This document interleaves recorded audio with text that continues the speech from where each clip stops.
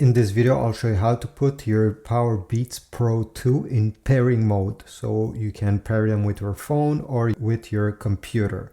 So the first thing is you need to open the case, okay? Leave the lid open this way, and then you're gonna notice there is a button right over here. You'll need to press this button during around 3 seconds until the light that is right over here will blink white. Okay, so let's do it together. I'll press this button. I'm currently pressing. And wait. Okay, you see the light is blinking. I can release the button and you're also gonna hear a sound. Okay, when you hear this, it simply means that they are in pairing mode.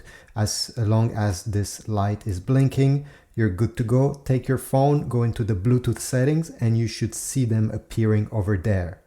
The pairing mode will stop in around 2 or 3 minutes. So if you're not fast enough to pair it with your device, it will stop being in pairing mode and you'll have to do the same thing again. You just need to check this light over here to know if it's in pairing or it's not in pairing mode. I hope this was useful. If so, please leave a like, subscribe, and I will see you in the next video. Please also check my Amazon affiliate links if you want to get another pair or any other accessories for your Powerbeats Pro 2.